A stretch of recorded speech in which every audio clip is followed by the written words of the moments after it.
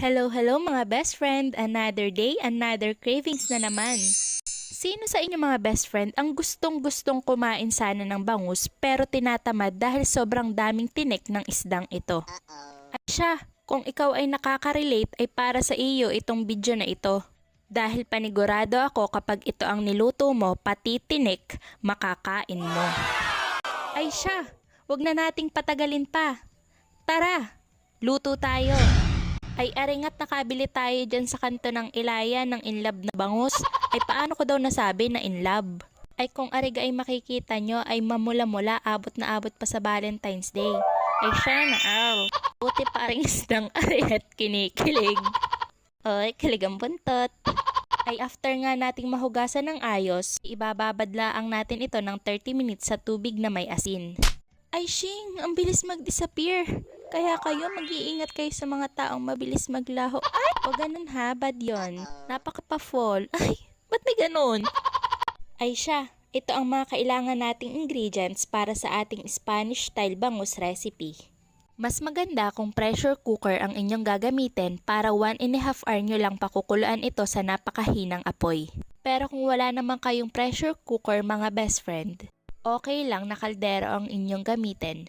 Yun nga lang, mas matagal, mga 6 years yung pakukuluan. Char! Ba't ang tagal? Huwag ganun. Mga 3 hours lang. Pero ganun nga mga best friend, mga 3 hours yung pakukuluan sa napakahinang apoy.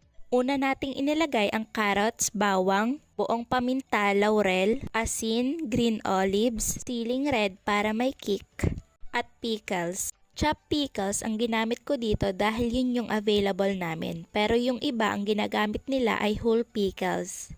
Pero para sa akin, same lang din naman sila ng lasa. Sunod namang ilalagay ang mga isda, then repeat nyo lang ulit yung una nating inilagay na mga ingredients. Mas maganda na one at a time para hindi magdikit-dikit yung mga isda natin. Abay magkakamukha na nga, magdidikit-dikit pa.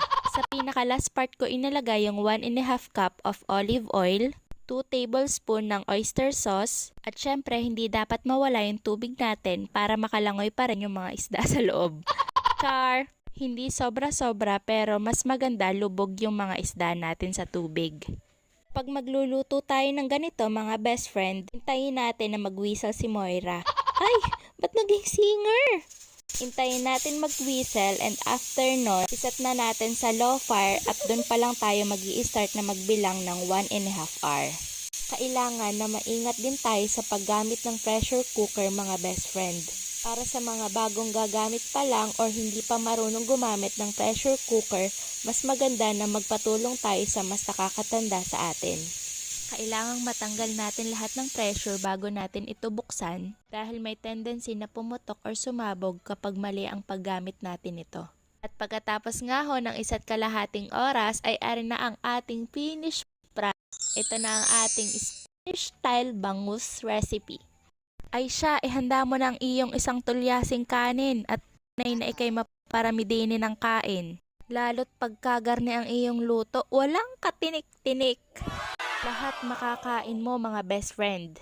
Aringat tingnan nyo, 9:00 na ng gabi ay talagang ganadong-ganado pa kumain.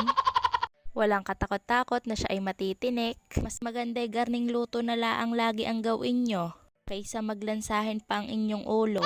O, sino nakaka-relate? Kapag hindi natanggal ng matigas sa kanin, ilalagyan ng tinik sa ulo para daw matanggal ang tinik sa lalamunan o kaya naman ay palalaway dun sa suhoy daw na kapitbahay nyo.